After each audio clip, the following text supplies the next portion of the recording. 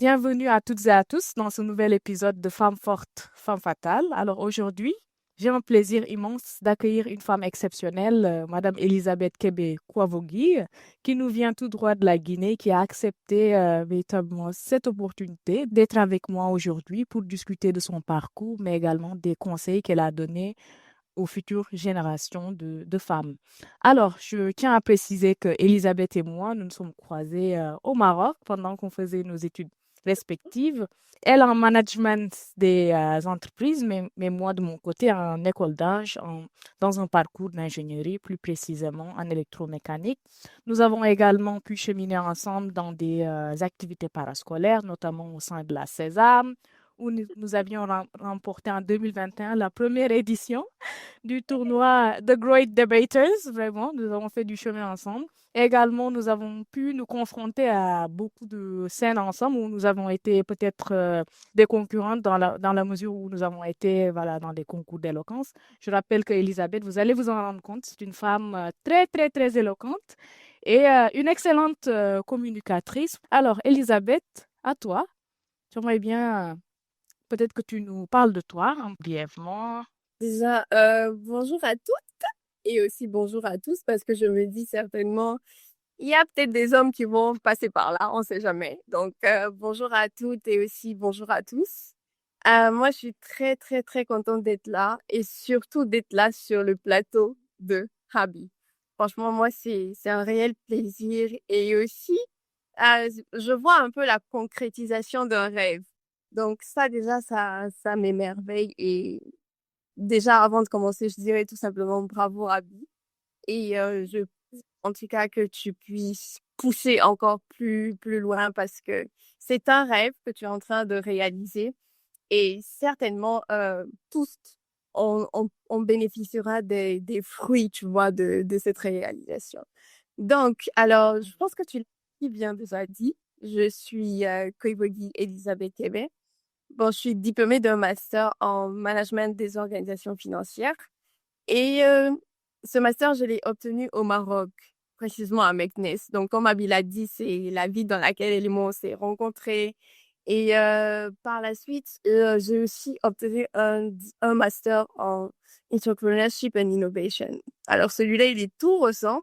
Et ça, c'est un cours, une formation que j'ai faite en ligne. Donc, ça, c'est une expérience carrément online, minutieuse, très, très bénéfique.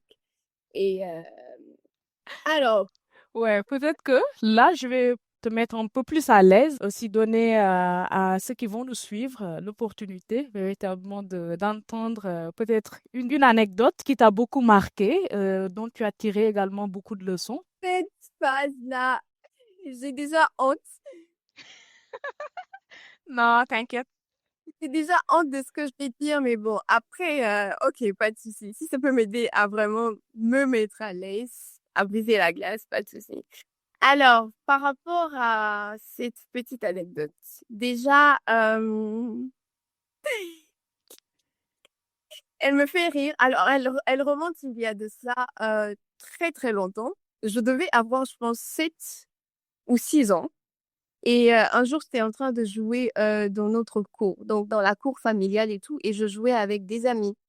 Et puis, quelque chose va se passer. Je vais prendre un petit caillou et je vais commencer à lancer le caillou. Mais franchement, je lançais le caillou pas dans l'intention de casser quelque chose.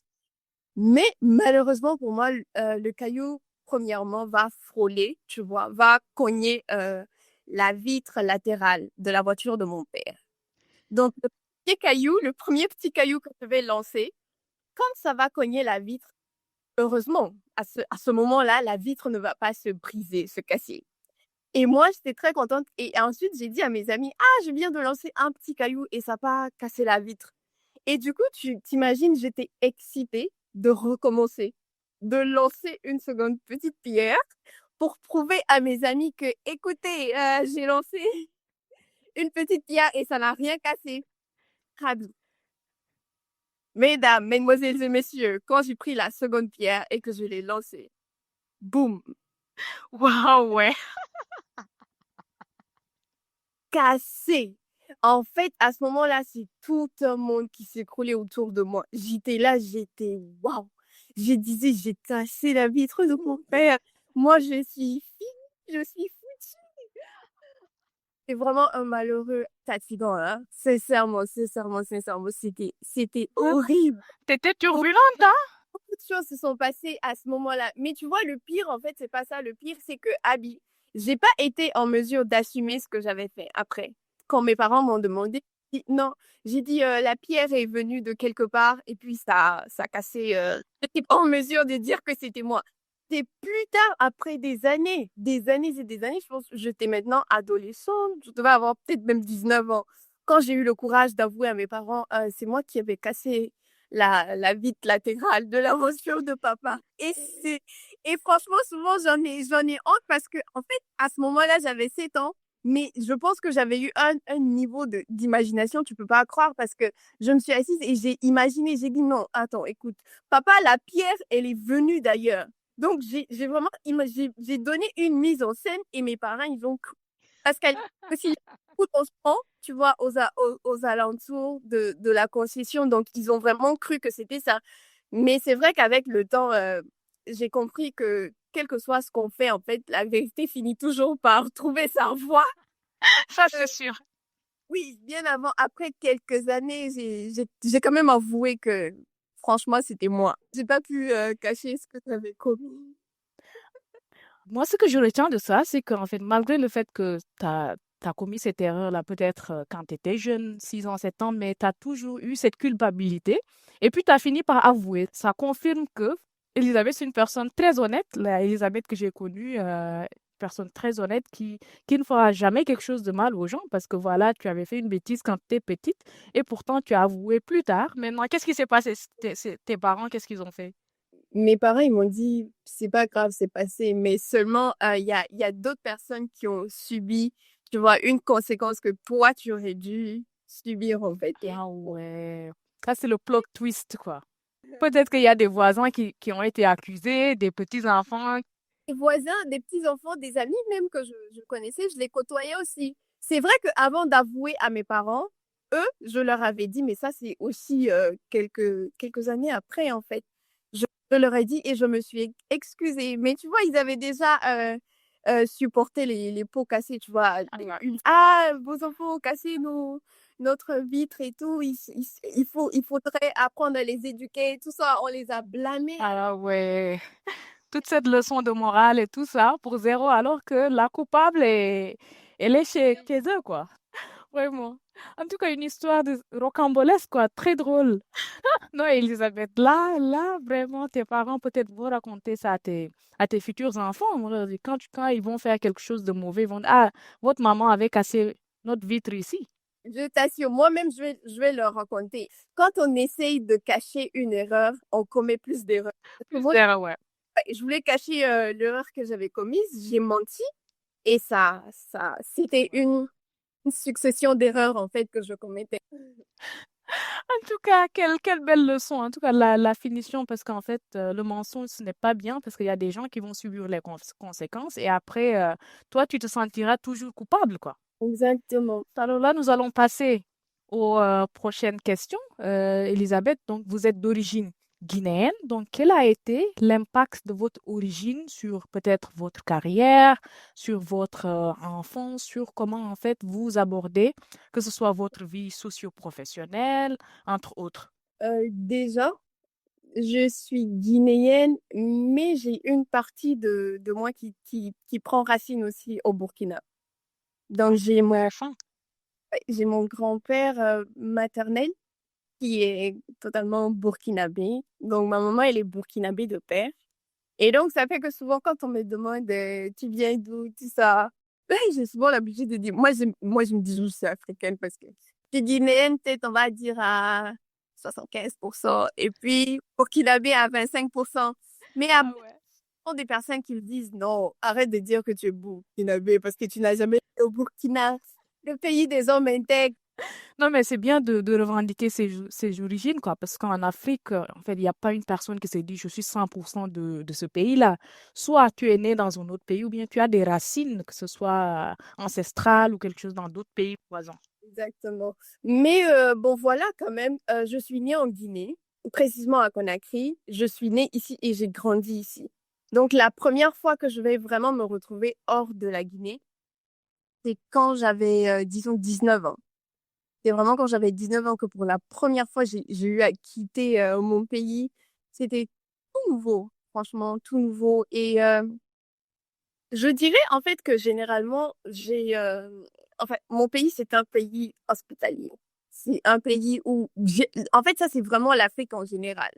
C'est un pays où facilement les gens sont ouverts et facilement les gens sont aptes à aussi aider. Donc souvent, quand je me retrouve aussi dans des sphères, tu vois, étrangères, ou quand je me retrouve dans un endroit où peut-être j'ai pas vraiment de personnes qui me sont familiers, je pense qu'il y a ce côté-là qui reste toujours, où tu es ouverte en fait, tu es souriante, tu ne repousses pas, mais parce que en fait, on nous apprend dès le bas âge que l'étranger a toujours quelque chose à te donner, tu vois, à te prodiguer. Donc, généralement, ça a toujours été comme ça. Je pense que j'ai souvent eu cette habitude d'échanger avec les gens, mais en n'étant pas très stricte et très, très réservée. Réservée peut-être donc du côté privé ou par rapport à ma vie et tout. Mais quand je vois les gens, je suis tout de suite amenée à aller vers eux, à discuter, à sourire, à partager quelque chose et puis voilà, on se sépare. Je pense que c'est ce qui a le plus influencé en fait mon parcours. Ou quand je vois les gens, je suis ouverte, je souris et puis voilà. Vraiment, je confirme ça parce qu'en fait, bon, à chaque fois que je voyais Elisabeth, la première chose que tu voyais, c'est son sourire, quoi, son sourire contagieux, avec les habits et tout, toujours à taquiner et tout ça, surtout avec notre ami en commun Paul, à qui je fais un coucou au passage. Du coup, ça faisait plaisir de les voir se chamailler, se charrier et tout. Alors, Elisabeth, donc voilà, en termes de domaine d'expertise, tu m'avais parlé du fait que, en fait, tu as fait du management et j'aurais bien aimé que tu fasses un deep dive dans le domaine. Qu'est-ce qui t'a plu? Qu'est-ce qui a fait que tu as choisi de t'aventurer dans le management des entreprises et tout? Qu'est-ce qui t'a plu? Alors, si tu vas pas me croire, mais de base, c'était vraiment pas un choix personnel. Ça a été le choix de mes proches, en quelque sorte. Tu sais, en grandissant, généralement, on a beaucoup de d'idées dans la tête.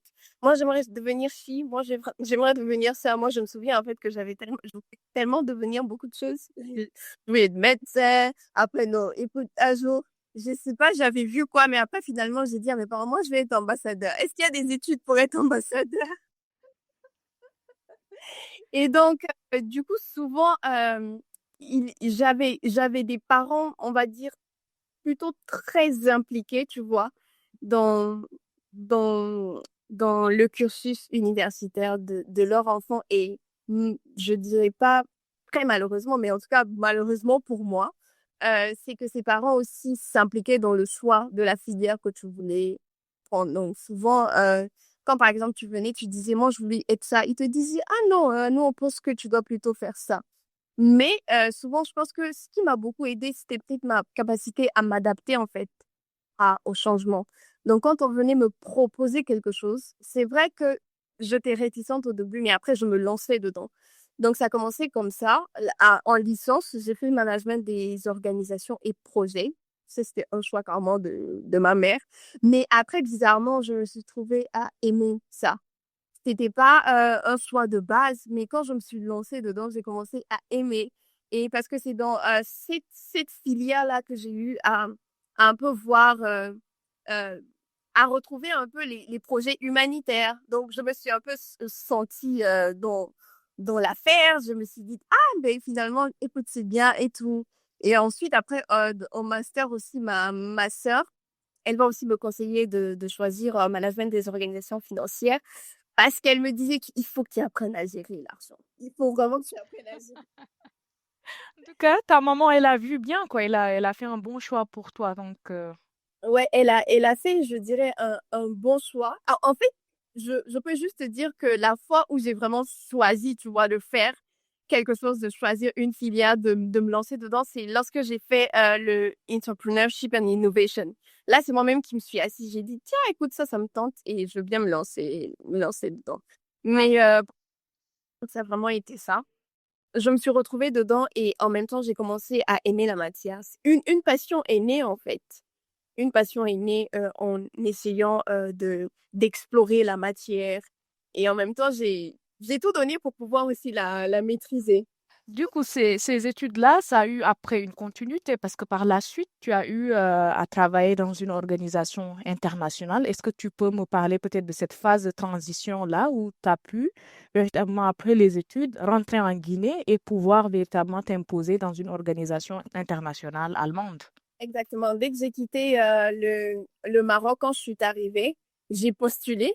J'ai postulé et puis, enfin, c'était plus tard quelqu'un de l'institution qui va me confier, qui va me dire, quand on a vu ton diplôme avec beaucoup d'écriture arabe, on a dit, waouh, celle-là, elle aura certainement beaucoup de choses à nous dire, hein, parce que franchement, je sais pas, est-ce qu'elle parle arabe ou pas?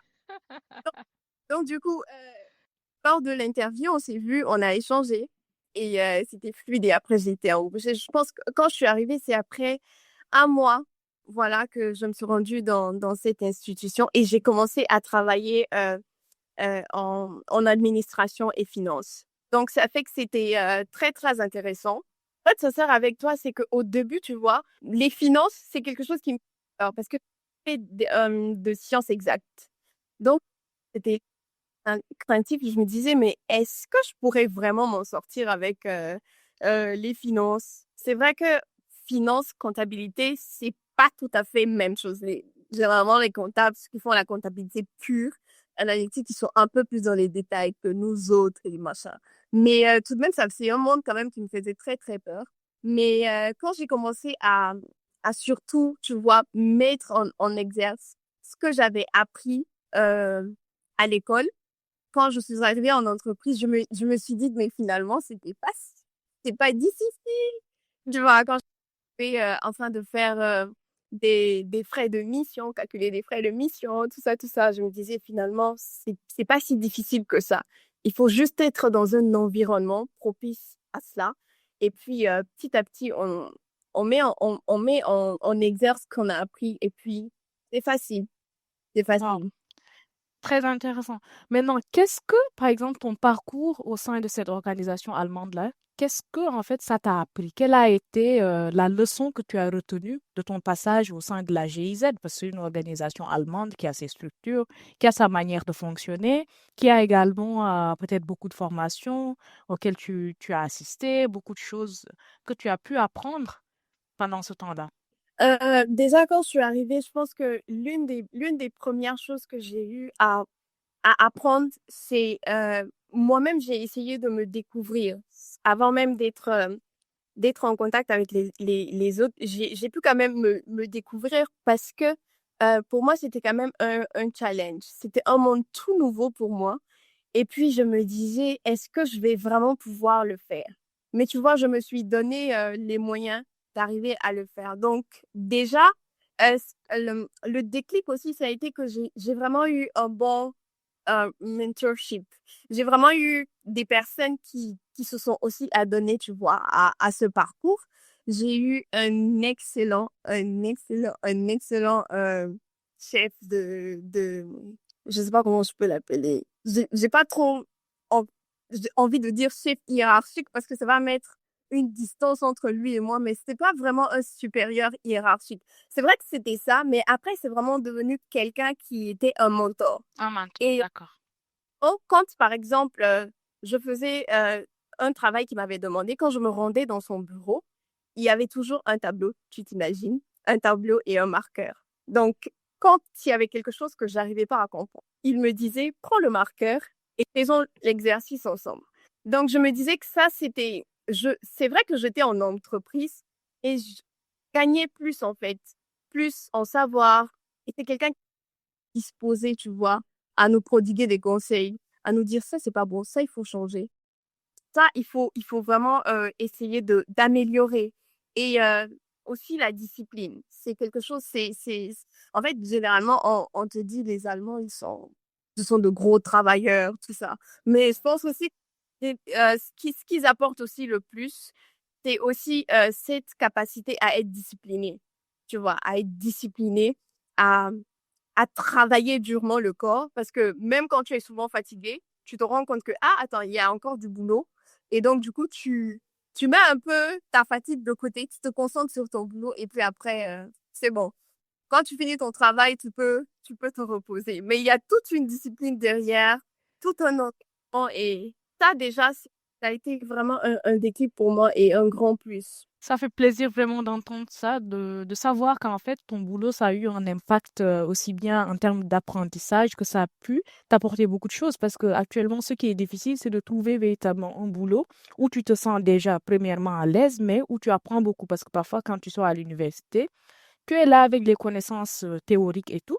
Si ton boulot, c'est simplement d'appliquer les connaissances théoriques sans découvrir beaucoup de choses nouvelles, là, après, tu arrives à un moment donné où tu es confronté à un environnement où tu peux plus évoluer parce que, en fait, ça t'apprend plus quelque chose de nouveau. Tu es là-bas avec des connaissances statiques qui ne varient pas et puis, voilà. Et puis, ça devient ennuyeux au fil du temps après le burn-out, stress au travail, tout ça, ça suit.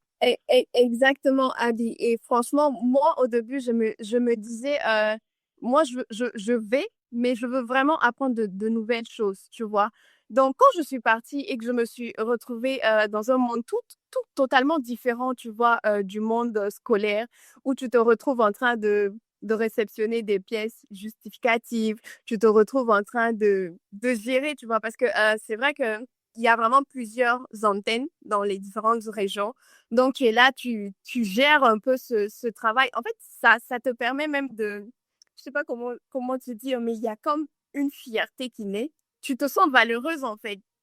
À un moment donné, tu te dis, ah, moi aussi, j'ai de la valeur. Tu vois, je peux être aussi indispensable parce que généralement, quand tu t'absentais, tu voyais qu'on t'appelait, ah, tu es où? À quel moment tu arrives? Et ça faisait plaisir, en fait. Finalement, tu te dis, ah, j'ai pas étudié, tu vois pour rien, en fait. Quand on te sollicite pour faire des travaux, c'est quand même, c'est vraiment un plus. Et je me dis que c'est normalement quelque chose que tout un chacun doit aspirer à vivre, en fait. Ça booste ta confiance en soi parce qu'en fait, quand tu te sens valorisé, quand tu sens qu'en fait tu apportes du plus dans ton organisme où tu travailles et tout, ça fait qu'en fait tu te dis, ah ouais, je fais partie de cette maillon-là qui construit quelque chose. Donc, en quelque sorte, véritablement, ça fait que tu nourris beaucoup plus d'ambition, beaucoup plus d'aptitude à pouvoir peut-être aller de l'avant.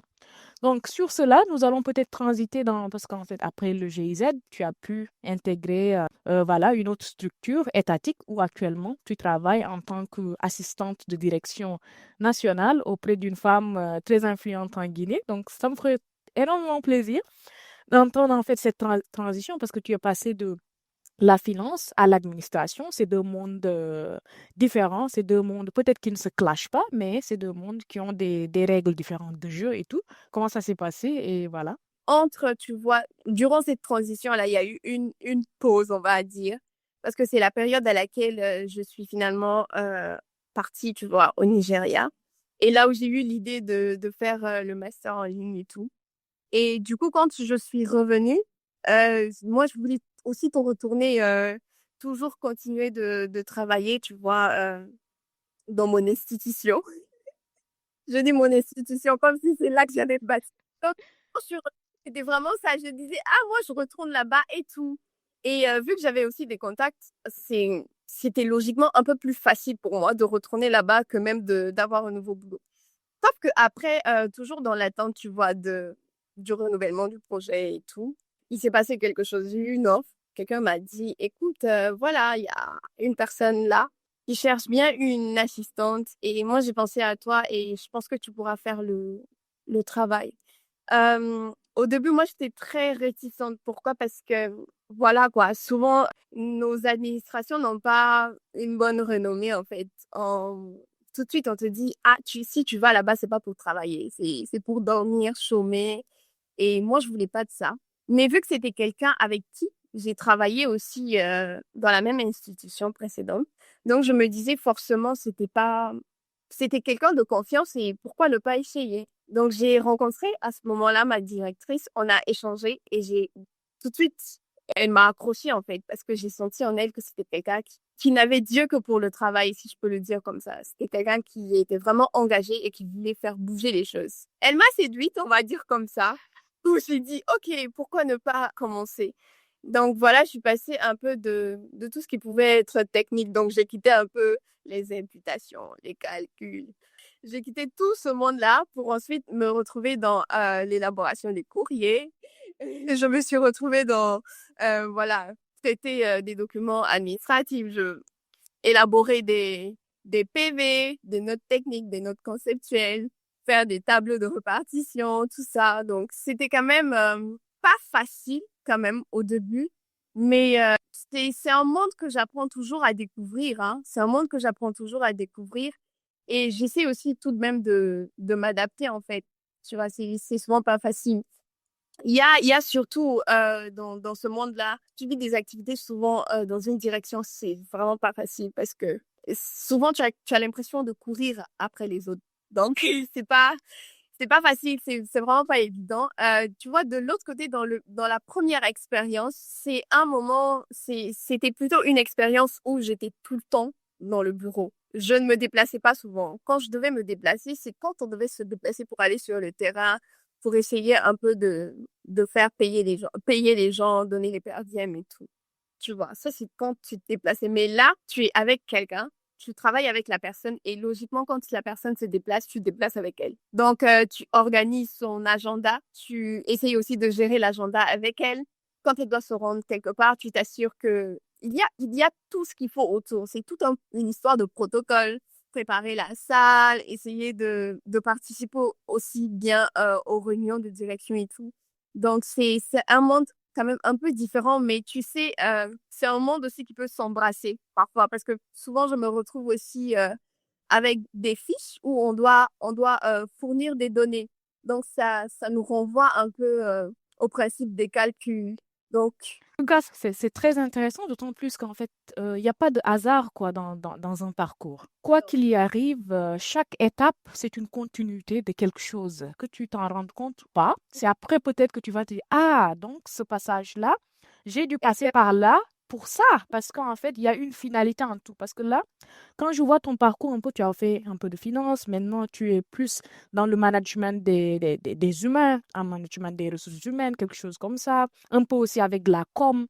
Donc là, tu es en train de construire un package entre finance, com, mais également ressources humaines. Donc là, c'est un cocktail super intéressant et qui te fera beaucoup de grâce dans le futur parce que peut-être que bientôt, tu seras appelé à diriger une partie d'un organisme international où tu pourras utiliser ces compétences-là, ces trois compétences, pour pouvoir véritablement bien gérer tes équipes, bien gérer les finances, avoir un aperçu global de tout ce qui se passe dans l'institution, sans pour autant avoir ce dépaysement-là, parce qu'en fait, tu maîtrises ces trois domaines-là. En tout cas, ceci nous amène peut-être dans une partie un peu d'autant plus intéressante que les autres, parce que toutes les parties qu'on a faites, elles sont intéressantes.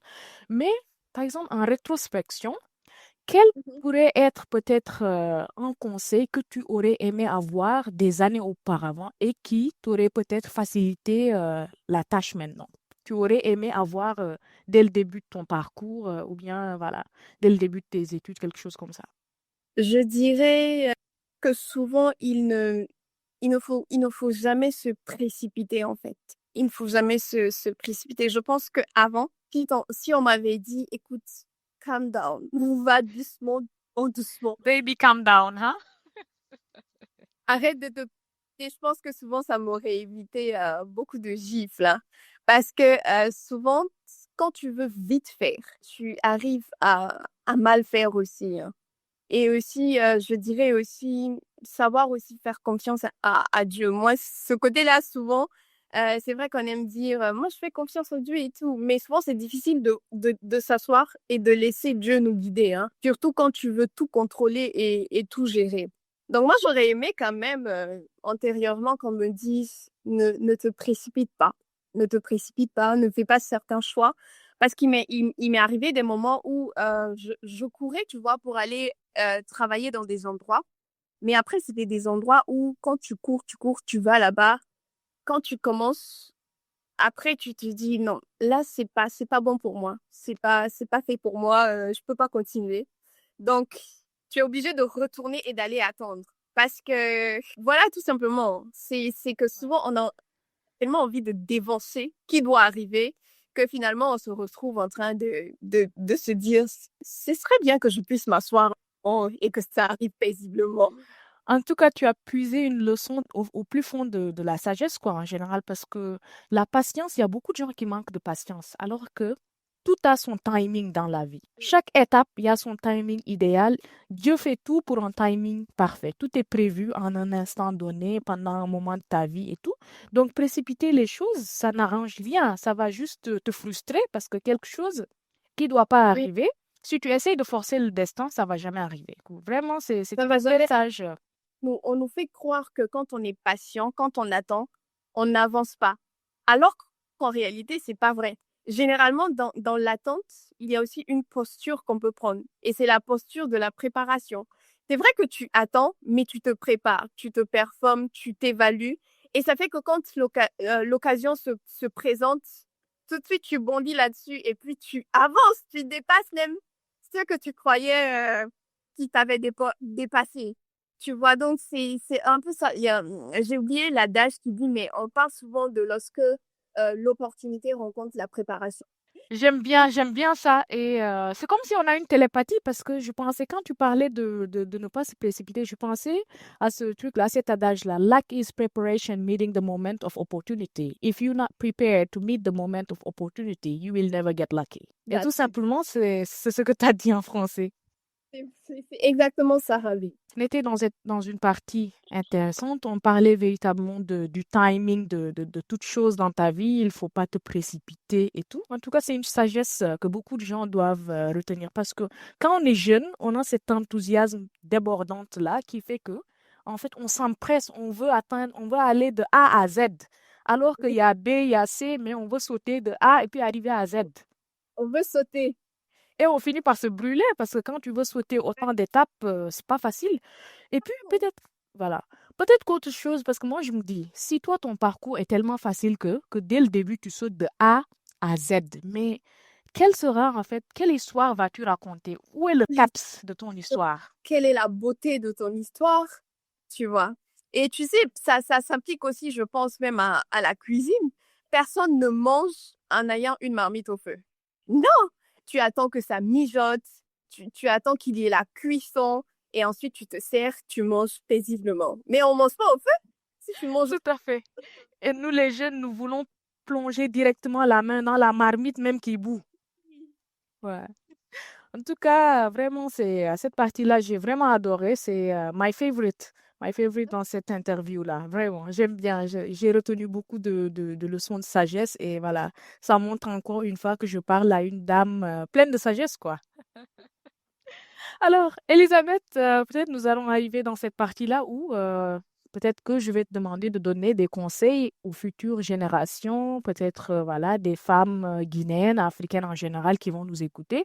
Quels vont être les conseils que tu vas prodiguer à quel va être quelque chose, ces conseils-là que tu vas vouloir qu'il ou qu'elle retienne de cette interview-là? alors, premièrement, je dirais qu'il faut trouver sa particularité. C'est très, très important. Abby est différente de moi. Moi, je suis différente de Habiba. Et c'est ce qui fait d'ailleurs même la beauté du monde, en fait, cette diversité-là. Et généralement, quand on voit certaines personnes réussir dans la vie, on a envie d'avoir le même parcours qu'eux. Mais généralement, même quand tu dois reproduire quelque chose, essaie d'abord de trouver ta particularité à toi et ensuite de reproduire la chose. Tu verras que c'est plus beau, c'est pas pareil et c'est mieux. C'est d'ailleurs mieux en fait. Donc je dis pas en fait qu'il faut pas vraiment admirer certains parcours. Non, il faut admirer certains parcours, mais il faut aussi déjà se connaître soi-même, se connaître, s'évaluer et ensuite quand on essaie de découvrir ses talents, on essaie de les peaufiner. Tout simplement, on travaille sur soi-même. Par exemple, tiens, moi, je suis bien dans le commerce. Parce que généralement, on pense qu'il faut juste peut-être aller à l'école pour devenir quelqu'un alors que ça n'a vraiment rien à voir. Même dans le commerce, tu te réveilles, tu te dis, ah, moi, je me plais bien dans le commerce. J'aime vendre, en fait. J'aime sortir dans la rue, tu vois, les vendeurs ambulants. J'aime ça. Et tu trouves ta particularité, tu peaufines ton talent et puis tu te donnes à fond. Et je dirais aussi que c'est important de croire en soi, de croire en soi, de croire qu'on peut tout faire. Et aussi, je dirais que dernièrement, souvent, tu sais, je me demandais, est-ce qu'on peut tous briller? Est-ce qu'on peut tous réussir dans la vie? Parce que je me disais, avec tout ce monde, c'est 7 milliards, on est 7 milliards. Ouais, plus de ça, hein? Pratiquement 8 milliards, quelque chose comme ça. Je me disais, avec ces 7 milliards de gens, est-ce qu'on peut tous réussir, tu vois, genre, au point où, à la fin de ta vie, tu te regardes et tu te dis, je suis satisfait de la vie que j'ai menée, que j'ai vécue. Tu vois, en fait, moi, je dis que c'est possible.